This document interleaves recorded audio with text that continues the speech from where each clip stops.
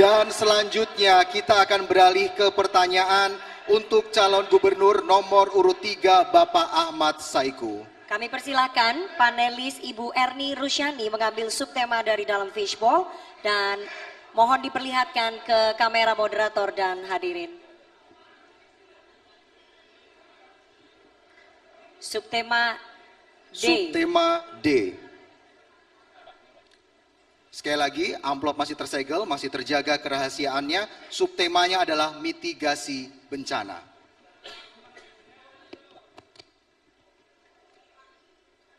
Pertanyaan hanya akan saya bacakan satu kali, mohon didengarkan dengan seksama.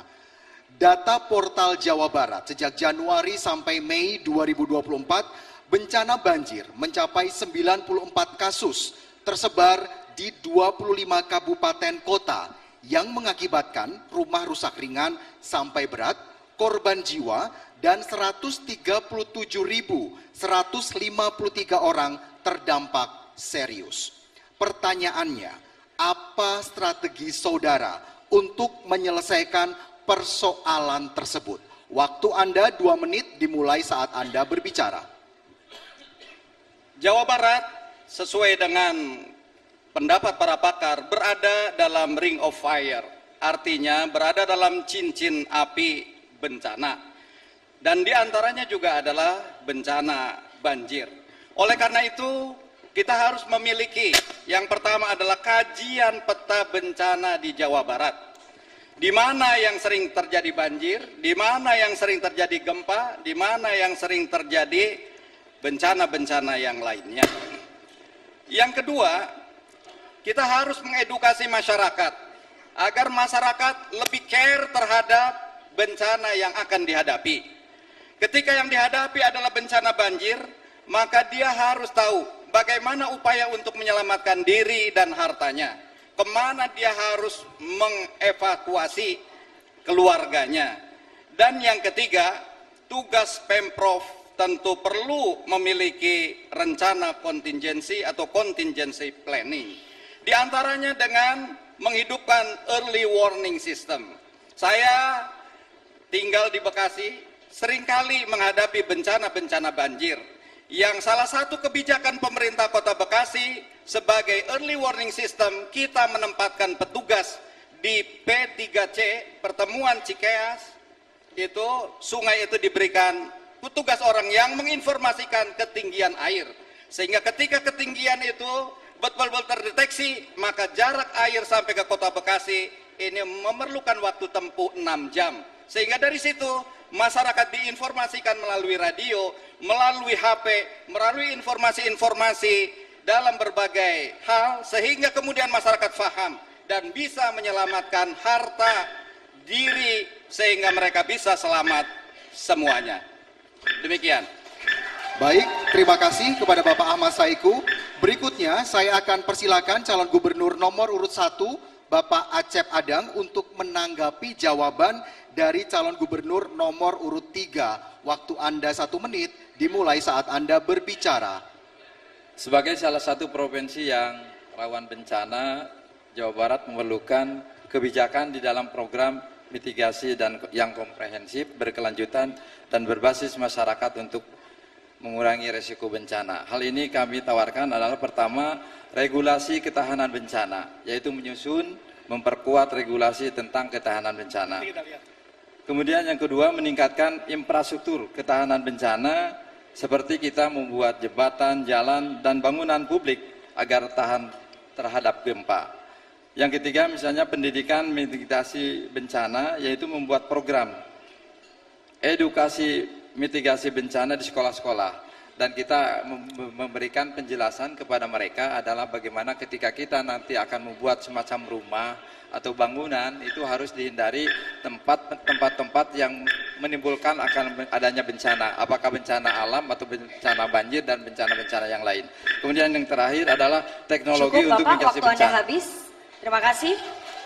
Selanjutnya kami persilakan Bapak JJ Wiradinata, calon gubernur nomor urut 2, menanggapi jawaban dari Cagup nomor urut 3. Waktu Anda 1 menit dimulai dari Anda berbicara. Iya, setiap tahun triliunan rupiah kita gelontorkan, provinsi, kabupaten, kota.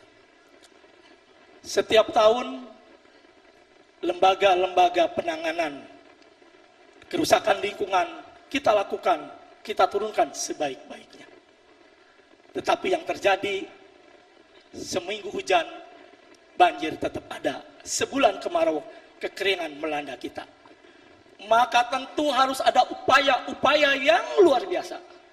Penguatan dan revitalisasi kelembagaan menjadi harus titik yang paling menentukan. Yang kedua, tentu kita harus juga membuka diri dengan kesadaran yang luar biasa. Apakah pengolahan hutan, apakah kelolaan lingkungan sekarang sudah menitik beratkan kepada aspek ekologi dan keseimbangan, atau hanya keperluan bisnis semata? Oleh karena kesempatan yang berbagai ini, masyarakat harus dilibatkan menjadi bagian dalam pengelolaan hutan, ya bukan saja Baik, pemanfaatan itu. waktu Terima Anda kasih. telah habis. Selanjutnya kepada calon gubernur nomor urut 4 Bapak Deddy Mulyadi. Kami persilahkan untuk menanggapi calon gubernur dari nomor urut 3. Waktu Anda 1 menit dimulai saat Anda berbicara. Bencana itu hilir dari sebuah kegagalan dalam pengelolaan pembangunan. Kenapa gagal? Karena kita salah memetakan wilayah, diakibatkan tata ruang kita tidak sesuai dengan fitrah penciptaan alam itu sendiri. Maka yang pertama harus dilakukan oleh kita adalah pemetaan tata ruang. Agar apa? Agar ruang-ruang yang ada di bumi Jawa Barat itu kembali pada ruang-ruang yang sesuai dengan peruntukannya. Kata orang Sunda, ada tritangtu di Buana, gunung kudu awian, lengkop kudu balongan, lebak kudu sawahan. Kalau kerangka ini sudah dibangun dengan baik, maka kita akan langkah yang kedua. Beraninya pemerintah mengambil kebijakan secara tegas terhadap apa? Pelaku pembalakan liar, bangunan-bangunan yang salah menempatkan. Kemudian juga yang ketiganya adalah bagaimana kita menempatkan bangunan sesuai dengan karakter wilayah. Gunung sesuai dengan karakter gunungnya, daerah banjir sesuai dengan karakter banjirnya, daerah tengah sesuai dengan karakter tengahnya, sehingga bencana itu bisa diminimalisir oleh Cukup, kita Bapak, semua. waktu Anda habis. Terima kasih. Kami beri kesempatan calon gubernur nomor urut 3 Bapak Ahmad Saiku merespon tanggapan dari Cagup 1, 2, dan 4. Waktu Anda 1 menit dimulai dari Anda berbicara.